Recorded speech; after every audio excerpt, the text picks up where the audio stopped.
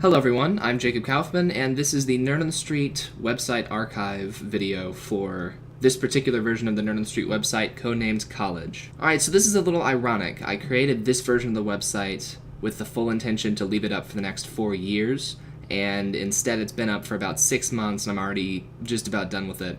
I'm right about to start the next version of the website, and this version of the website looks great, and it kind of pains me that I'm about to get rid of this version of the website, because there's not actually that much wrong with it. The one thing that this website does really well, this version of the website's built on Drupal, and it does content publishing very well. Every single time there was a new Nerd on the Street video from any of our channels, it got published to the front page here, and then you could sort the different videos by their categories, such as tech videos. You can see now the YouTube embeds do take a second to turn on, so I'm going to play around with maybe having some of those be Daily Motion embeds on the new version of the website.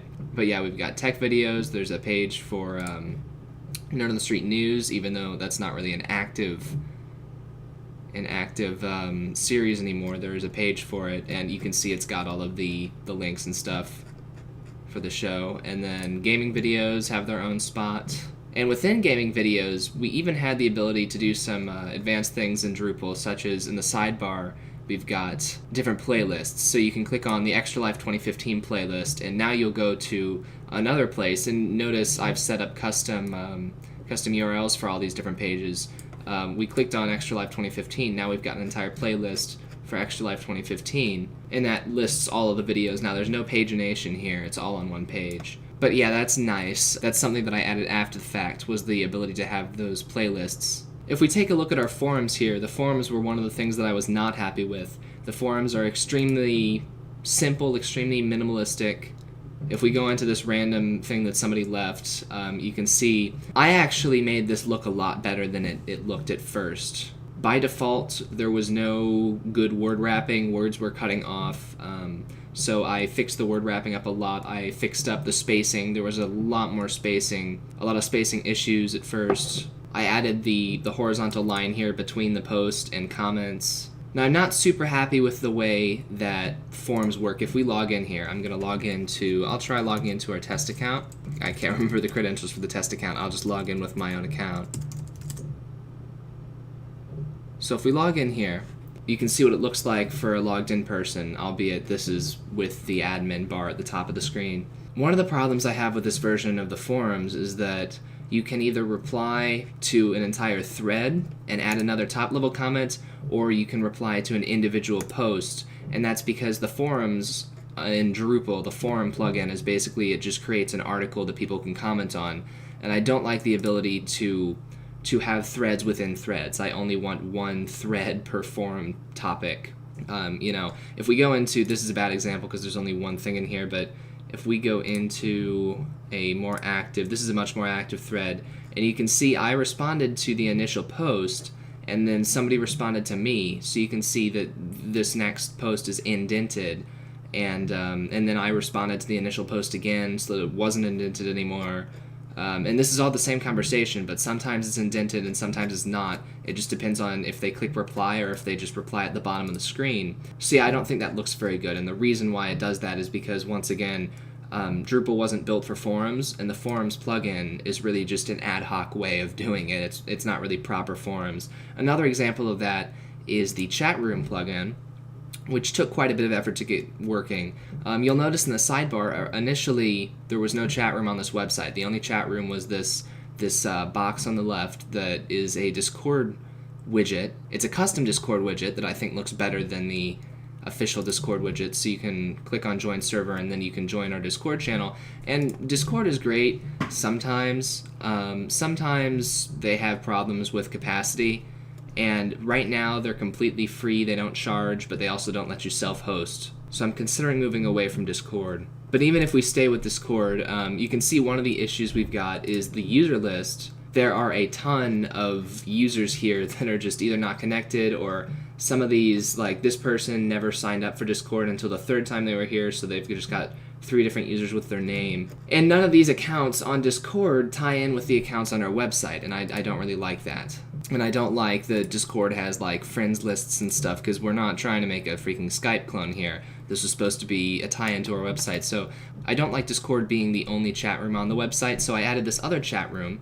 And this runs on Node.js, and it's sort of a nice chat room, but it's just really, once again, really basic. You can see I'm already logged in, but it says you must be logged in to participate.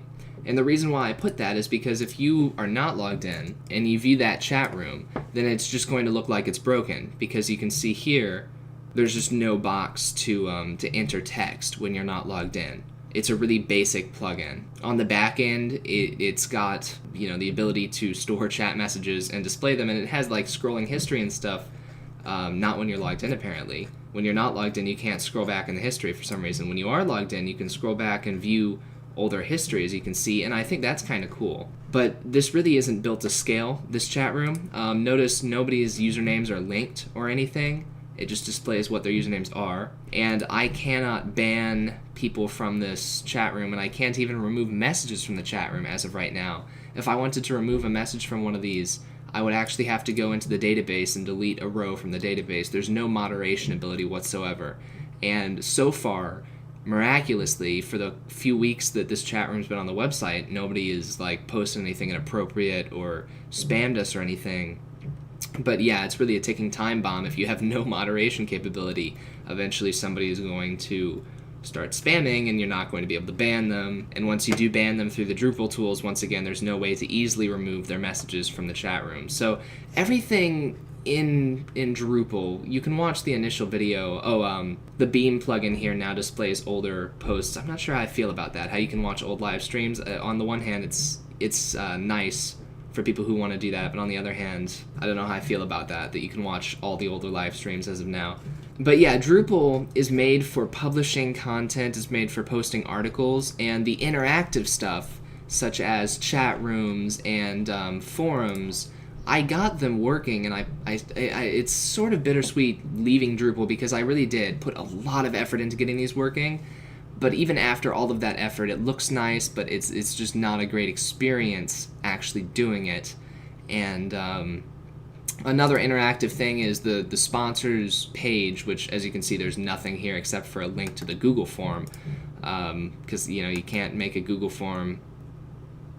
That link's broken. That's interesting. I'll go ahead and fix that right now, because I might as well. But see, when I go to update this page, the only way I could figure out how to make a page only visible to a certain user group was to make a view in Drupal and assign the access to only the sponsors role, and then the actual content is the no results behavior, because if I had put an article, then other people could see that too. Sponsor form.nots.co.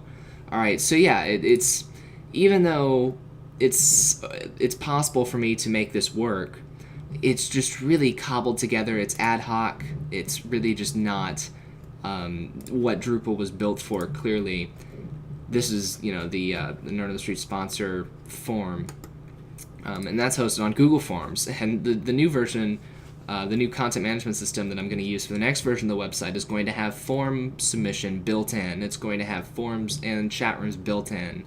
Drupal is really... another thing that Drupal can't do without plugins is SMTP email. And we never even got SMTP email working. And also, I've got a ton of spam prevention stuff, because Drupal is super heavy. The internet has tons of Drupal spam bots, whereas this new content management system is lesser known, so it's not going to have as many spam bots.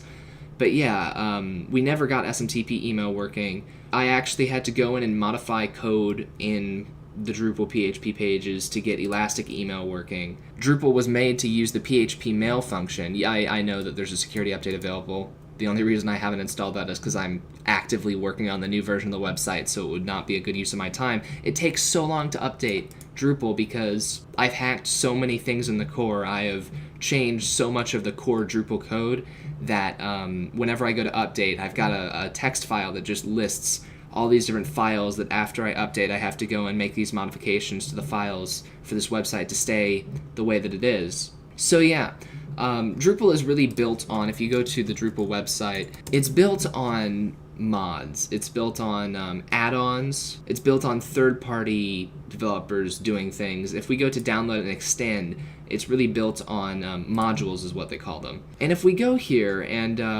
we go to the modules section, this is sorted by most installed. The very most installed module views, that's been built into Drupal 8.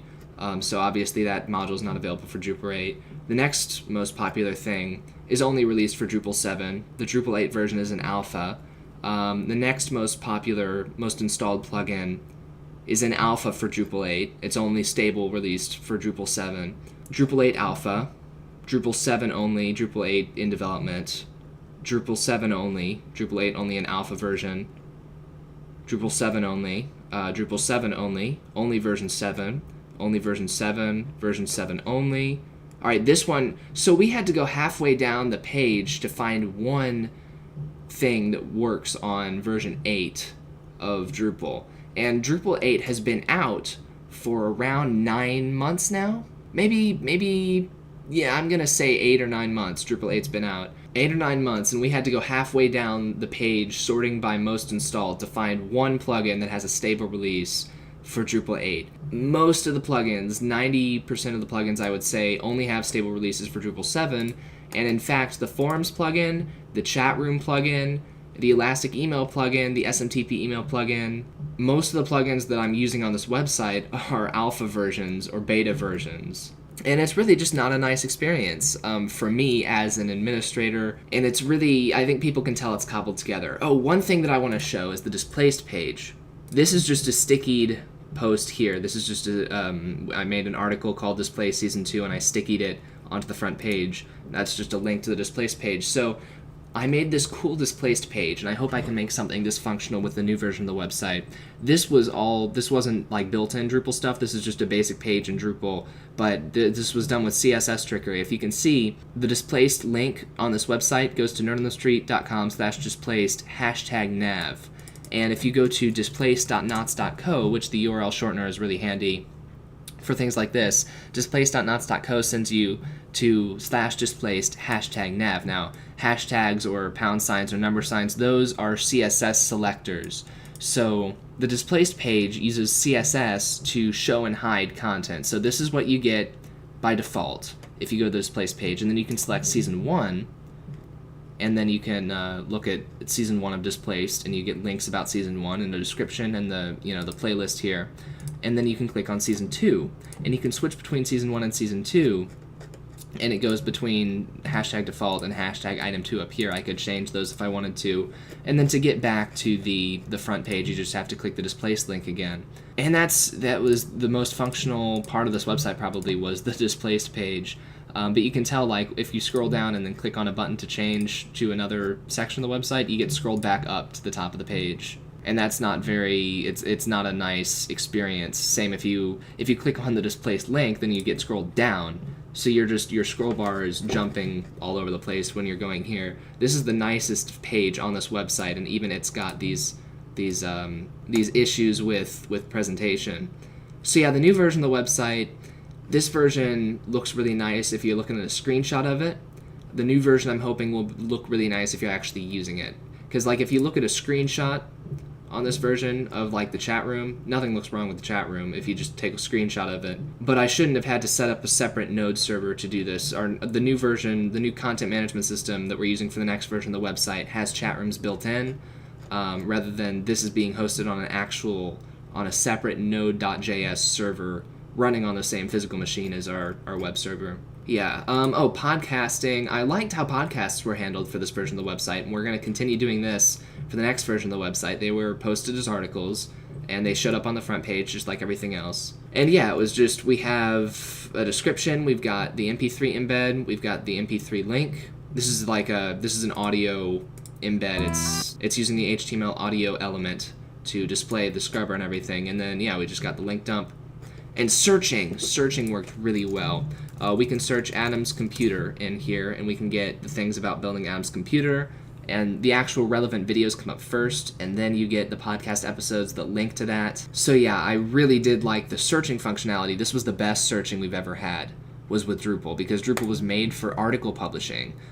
So yeah, Drupal has a great search function built in, and I'm hoping we keep the search functionality with the new version of the website. But yeah, ads hiding when a sponsor's logged in. Obviously, I'm logged in right now, and if I log out, then sponsor ad comes up, and yeah, I made this ad myself to match the color theme of the rest of the website. The color scheme is really integrated here. I really like the theming of this website. I spent a lot of time making this look really good. So yeah, I'm going to use what I learned making this website when I'm making the next version of the website, which is actually going to be more functional. But yeah, I think I've touched on pretty much everything. I didn't click on like the Minecraft page, but I'm fairly certain I showed this when I did the announcement video for this. But yeah, all of the different sections of videos were made using tags like tech videos. All of these videos, when I posted them, I put the tech tag on them. And yeah, Drupal is really, it's got a lot of really good taxonomy options. A lot of really good taxonomy options. It makes it really easy to hack stuff together.